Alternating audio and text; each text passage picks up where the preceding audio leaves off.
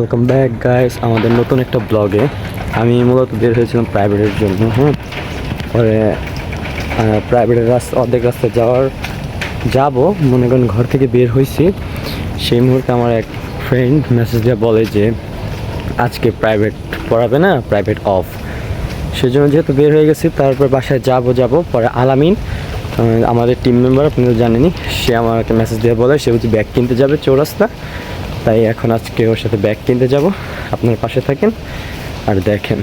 ওকে, মূলত গাইস আমি কালু মার্কেট এসে পড়েছি। যেখানে আলামিন আসার কথা, ওইটা হচ্ছে মেন রাস্তা আর কি। ও আসবে শিকদার বাড়ি থেকে এবং ও নিয়ে যাবে ব্যাগ কিনতে, আমি ব্যাগ কিনে দেবো। এখন বলতেছে যে আমাদের এলাকার এক বড় ভাইয়ের দোকান আছে, ওইখানে দাঁড়াইতে, দেখি ও কতক্ষণে আসে। এই যে আমরা এসে পড়েছি কালো মার্কেট এবং আপনার সামনে দেখতে পাচ্ছেন মেন রাস্তা, আর সামনে হচ্ছে আমার বড় ভাইয়ের দোকান, যে বড় ভাইয়ের দোকানের সামনে দাঁড়াতে বলছিল। এখন আমি সামনে যাব, গিয়ে ওইখানে দাঁড়ায় থাকবো। আলামিন এখনও আসেনি, আসবে এরপর যাব। আর আমি দুই দিকের রাস্তা দেখে নিচ্ছি যে গাড়িটারে আছে কি না। সো এই গাইস অনেকক্ষণ আলামিনের জন্য ওয়েট করছি এবং ও আসছে। এখন আমরা চৌরাস্তার উদ্দেশ্যে রওনা হয়েছি। ব্যাগ কিনতে দেখি কেমন ব্যাগ কিনে। মূলত আমরা শালনা ব্রিজে উঠছি এবং শালনা ব্রিজটা উঠলে অনেক ভালোই লাগে, ওয়েদারটা অনেক সুন্দর লাগে। প্রতিদিন তো আপনাকে দেখাতে পারি না, তাই আজকে দেখালাম। যেহেতু আজকে ওয়েদারটা অনেক ভালো, তাই ওয়েদারটা সহ একটা ভিডিও নিয়ে নিলাম। মূলত আমাদের কথা ছিল চৌরাস্তা যাওয়ার, এখন আমরা শালনায়, কারণ যে জায়গা থেকে গাড়ি তুলবো জায়গায় চৌরাস্তার কোনো অটো নেই। এখন এই জায়গা থেকে চৌরাস্তার অটো তুলতে হবে আমাদের। চৌরাস্তা কাকু তো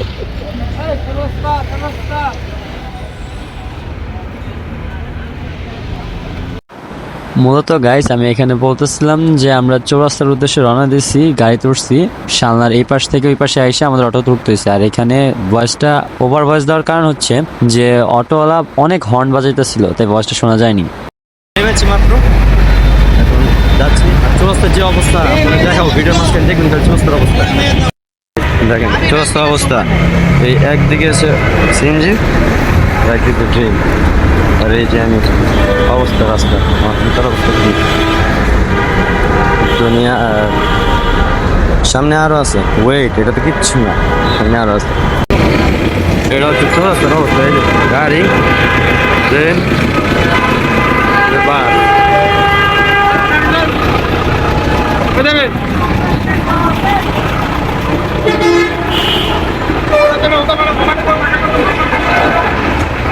এরকম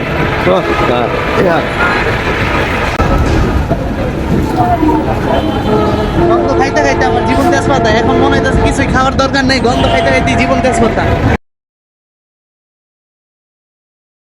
রাস্তার মধ্যে যদি আসেন, মনে হবে কি আপনি মাউন্টেন চলে বড় একটা পর্দায় দাঁড়ায় আছে। এই বাসগুলো এমনি এমন লাভ হইতাছে, মনে হইতাছে হার্টবিট কাইবা যাইতাছে আমার, যেই ভয় লাগতাছে।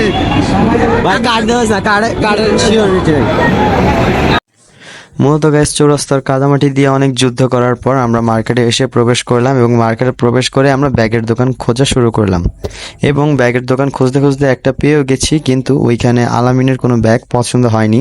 তাই এখন অন্য দোকানে ঘোরাঘুরি করছি, খুঁজছিলাম যে আরেকটা দোকান পাই কিনা। সো গাইস অনেকগুলো দোকান ঘোরাঘুরি করার পর একটা দোকানে আইসা ওর একটা ব্যাগ ভাল লাগছে, তাও এতগুলো ব্যাগ থেকে ও চয়েস করতে পারতেছে না কি নিবে। শেষমেশ ওর ভাল লাগলো এই নেভি ব্লু কালারটা, এই জন্য আমরা নেভি ব্লু কালারটা নিয়ে নিলাম।